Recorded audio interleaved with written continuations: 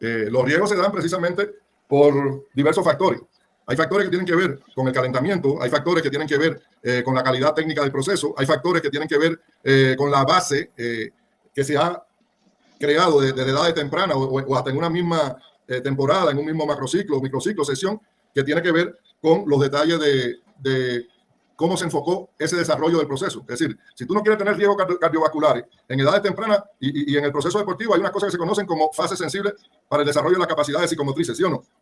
Entonces, en edades tempranas uno tiene que hacer sobre la base técnica un crecimiento del proceso del metabolismo aeróbico, haciendo una base de umbral aeróbico, una base de umbral anaeróbico, una base de máximo consumo de oxígeno en determinado momento como zonas o áreas funcionales de entrenamiento. En la medida que tu base aeróbica de esta zona de umbral aeróbico, umbral anaeróbico, máximo consumo de oxígeno, que mucha gente no la desarrolla como corresponde y que esto va en un proceso de aumento progresivo y gradual, de un proceso de respeto de principio de progresión, puede que tú hayas sido sometido desde edad temprana a cargas altamente intensas anaeróbicas y entonces tu capacidad aeróbica está limitada y los riesgos de tu proceso funcional desde el punto de vista cardíaco van a estar afectados. ¿Por qué? Porque los procesos de entrenamiento que son anaeróbicos, sean alácticos o lácticos, van a fortalecer las paredes del corazón por la velocidad de contracción del corazón como tal. Sin embargo, cuando tú haces una base de proceso de entrenamiento aeróbico, vas a aumentar la capacidad del corazón, el volumen sistólico y diastólico por el efecto que produce el trabajo a una intensidad más baja en el deporte a esa realidad cardiovascular del organismo. Entonces, esa base que hay que hacer en edad temprana de técnica, de progresión en zona de entrenamiento del metabolismo aeróbico, que son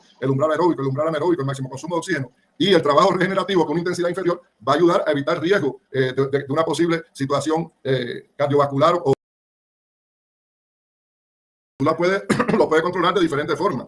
Lo puedes controlar de acuerdo a lo que hablábamos de frecuencia cardíaca, pero la frecuencia cardíaca va a responder fundamentalmente al metabolismo aeróbico, a zona de entrenamiento aeróbico.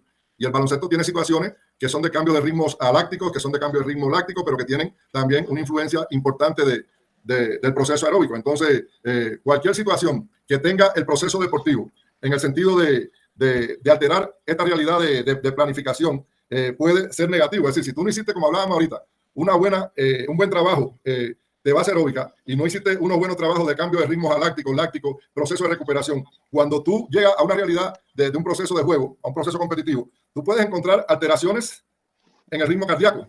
Si no tienes una buena base aeróbica, la recuperación va a ser lenta. Entonces tú terminaste una acción de juego de alta intensidad y como no tienes un buen mecanismo de oxigenación, tu proceso de recuperación va a ser lento. Por eso la importancia de tener buena base aeróbica para acelerar los procesos de recuperación. Entonces, una manera que tú puedes ver cómo se altera es analizando los temas de la frecuencia cardíaca. Pero como te decía, esta frecuencia cardíaca puede estar afectada negativamente si no está amparada por un trabajo de base aeróbica. Puede ser positiva si hace una acción importante de intensidad, pero tiene un buen proceso de base aeróbica y la recuperación la hace de una manera más eficiente. Y en ese sentido no es...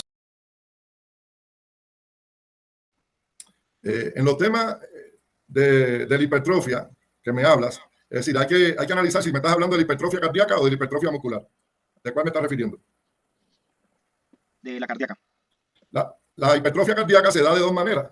Hay una hipertrofia cardíaca que es de capacidad de volumen sistólico diastólico que se logra con el entrenamiento aeróbico, con esa base aeróbica que yo estoy hablando, porque mientras estás trabajando a un ritmo donde hay abundante oxígeno y estás trabajando en corta, media, larga duración, pero en un volumen importante, tú vas a lograr aumentar la cantidad de aire que tú bombeas, rico en oxígeno y otras sustancias, desde el punto de vista sistólico y diastólico, de contracción y relajación. Y ese trabajo aeróbico precisamente va a aumentar la capacidad de bombeo. ¿Por qué? Porque el corazón se está ejercitando, pero está con presencia de oxígeno y va a aumentar el volumen de esa cantidad de sangre que tú vas a llevar a las diferentes partes del cuerpo en la parte de ese proceso sistólico y diastólico. Y entonces ahí tú vas a lograr una hipertrofia cardíaca buena por la base aeróbica que hiciste. Pero hay veces que el entrenamiento anaeróbico, sea aláctico o láctico, va a lograr también una hipertrofia, pero una hipertrofia en las paredes del corazón, en el grosor de la pared del corazón, que es un músculo y que con el trabajo de alta intensidad va a generar una gran fuerza, una gran hipertrofia en esas paredes del corazón, de ese músculo, pero el bombeo que va a tener va a ser poco.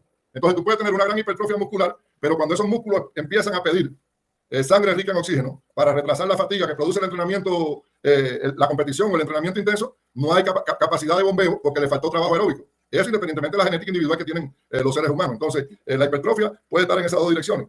Y uno tiene que llevar un proceso de entrenamiento que sea bien estructurado para garantizar la hipertrofia de capacidad del volumen sistólico diastólico, pero al mismo tiempo lo que tiene que ver con esta otra parte de los trabajos anaeróbicos.